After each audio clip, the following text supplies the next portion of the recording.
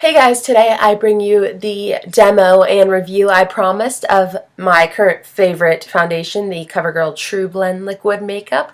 So I am going to be applying it and then giving you a few thoughts I have on it. So let's go ahead and jump in without further ado. If you want to hear about this foundation, then keep on watching.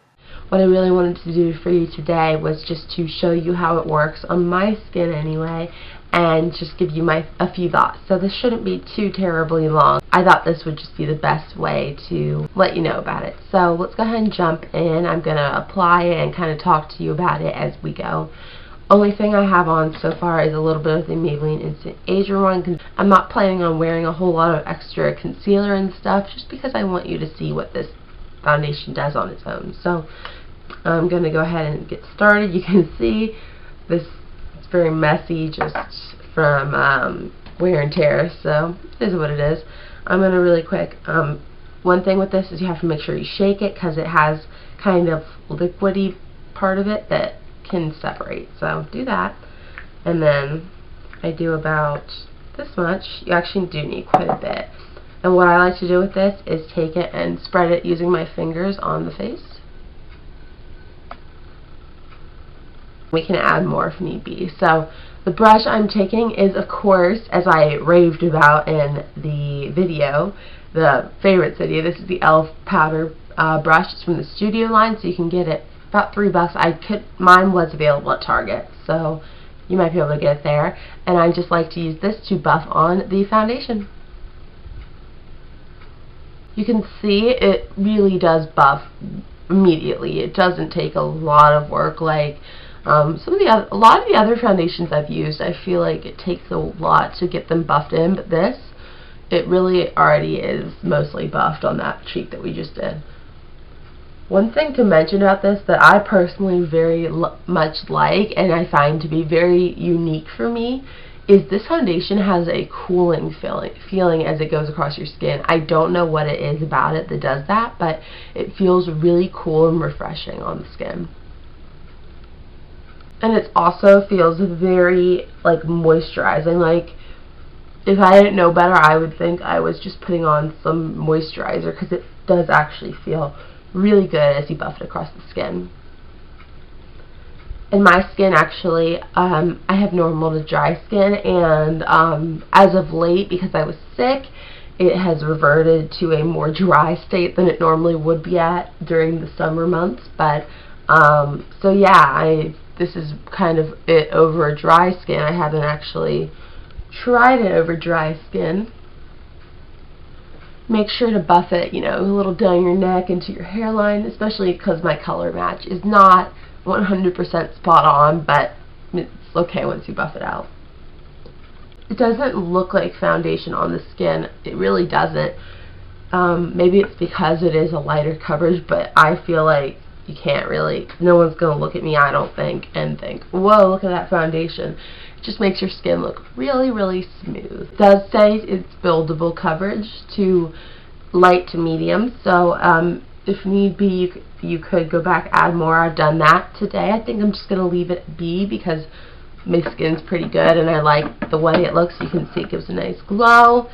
So I'm going to go ahead and apply the rest of my makeup. I'm not going crazy or anything, just powder, bronzer, and then, eye stuff. So I will be back to give you a few thoughts on foundation. So I just wanted to sit down and show you what this looked like now that all my makeup's on, and it's been on for probably about 20 minutes, the foundation. So here is the look. I mean, obviously I'm getting some sun glare, but you can see the powder definitely sets it down, makes sure it's going to stay in place.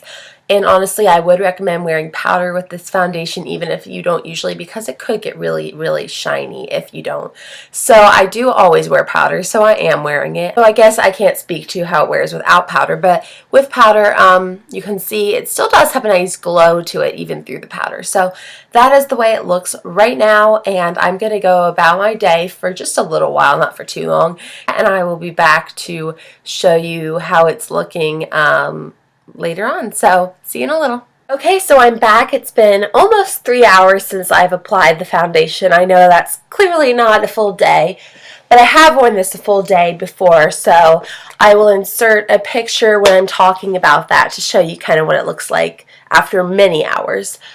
But I just wanted to go ahead and get this filmed while we had the lighting and stuff. So this is what it looks like. I did go out for a nice long walk, so I've been out in the heat. It wasn't too hot, but I still kind of got a little sweaty, as you can hopefully tell. I mean, hopefully not tell, but for the purposes of this video, hopefully you can see kind of how it wears out and about. Now's the time when I'm just going to tell you my overall thoughts and also tell you some more about where you can buy it and stuff.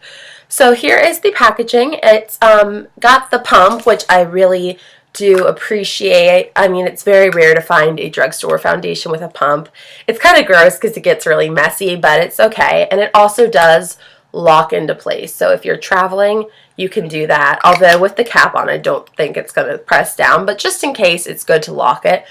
It has 1 fluid ounce of so that's pretty typical. The shade I have is Buff Beige, which is the 6th light shade, so fairly dark. I actually bought this in January, so definitely did not match me then. It's a big problem with this, is that it's very difficult to tell the colors in the packaging. It does come in 21 shades, so that's pretty good. It's supposed to, they talk on the on the website about how it's supposed to be super easy to find your match because it has 3 shade families and then a number, but personally I don't know that that's true because the shade families are just light, medium, dark. So I mean, that's helpful and all, but it's kind of difficult. And then it has the numbers, so it is in order, but you can't tell the undertones in the packaging. And also they all look very similar in the packaging. Like when they're standing next, I mean, not all of them, but if you're between 2 shades, you aren't going to really be able to tell the difference in the packaging. So that's a little annoying. The one I got actually is not a perfect match. It matches me color or deepness wise very well right now. But the undertone's a bit green, which is kind of not right on my skin tone because I do have a more yellow, warm tone skin. It is nice because it won't go orange, but it's definitely something where I have to make sure to buff it into my hairline. And I find that it only looks right once I've applied like bronzer and stuff to warm it up. So definitely did not pick up the right shade, but I mean, because it is such a light finish of a foundation, it still tends to work even if your shade's not quite right because it's not like a full on like cake face or anything. Claims, I wanted to go through those like I always like to do in reviews because I think it's important to know if a product does what it says it's going to do.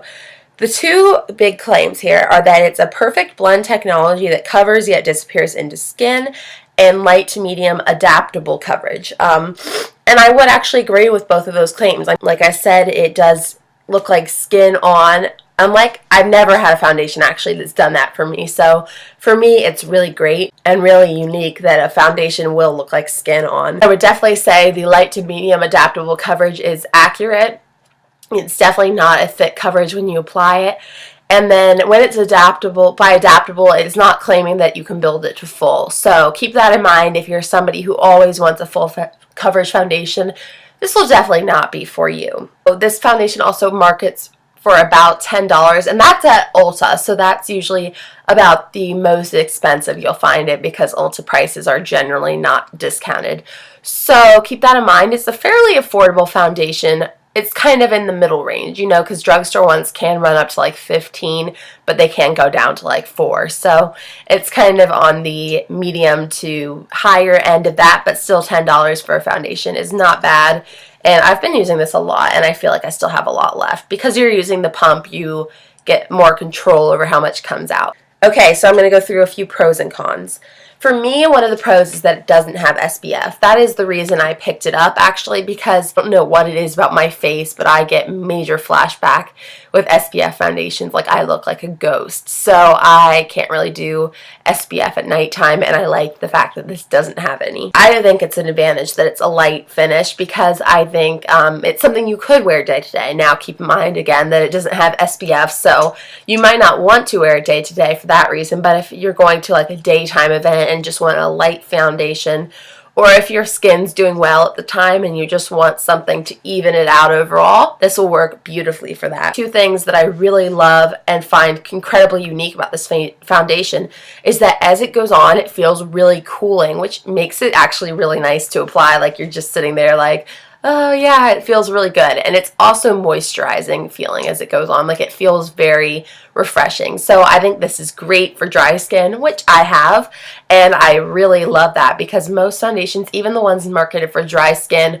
are not always the most pleasant to apply because it kind of is difficult to buff them in. But this one buffs in like a dream. I think it lasts pretty well, especially for a foundation that, like I said, is lighter finish.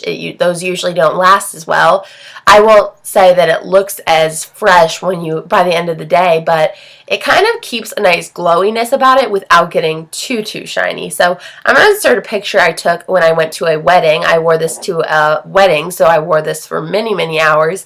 I'll insert a picture I took of like the beginning of the day versus like towards the middle end of the day. Some negatives, like I said, it does get some shininess.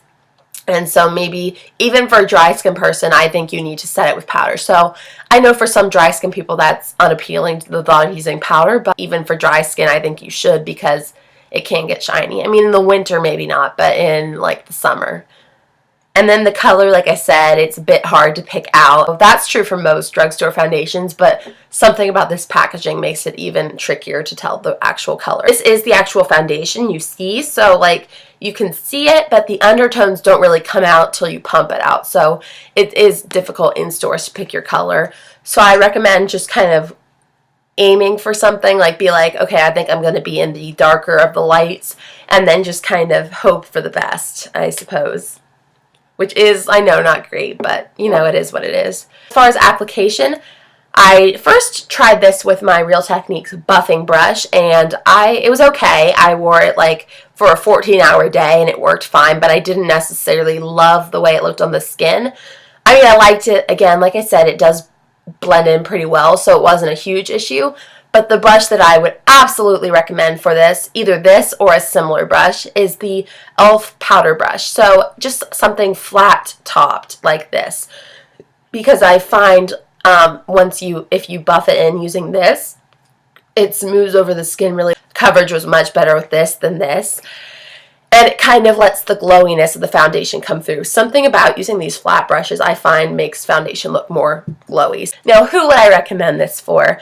I would recommend this for anyone who wants a day-to-day foundation that they can just pop on for a little coverage without feeling like you're wearing foundation. That's another positive that I forgot to mention. It doesn't feel like foundation. Like, even when I was walking around outside, I didn't feel like the foundation on my face. And what I mean by that is it both doesn't feel like foundation if you're touching your face. It also doesn't feel like it from like the inside, you know? It's not like you feel like you have a mask on your face. And as far as skin type, I would recommend this for anyone with normal to dry skin. I really don't think I'd recommend this for oily skin because it is kind of a dewier finish. If you're oily skin, I'd recommend the other CoverGirl foundation, the 3-in-1. I've heard nothing but amazing things about that. I'll insert like a picture. And so that one I'd recommend for that. And another thing, I wouldn't recommend this for anyone with a lot of acne or problem spots because it's not going to give you the coverage you want and you can't really build it to a full coverage. So like I said, for those type of things, oily or a lot of coverage, I'd recommend the other CoverGirl foundation, the Outlast. I love that CoverGirl has one that's marketed more for long-lasting, for coverage and stuff, and then one that's just really nice on the skin. I think more drugstore foundation lines are starting to catch on to that idea and doing that.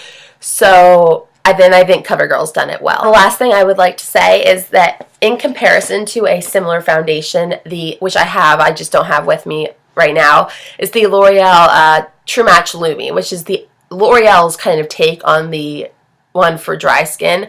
I find this to be way more dewy looking on me than that is, and I love the feeling of it a lot more. That one I find to feel like foundation, so if maybe you've tried that and that's not your cup of tea, but you want something that works like that does, then this is a great option. Just my little rundown on the TruBlend foundation. I hope you found this helpful. If you did, be sure to like it below, subscribe to see more from me. I'll be back in 2 days with a new video. Until then, I'll talk to you soon. Have a great day. Bye!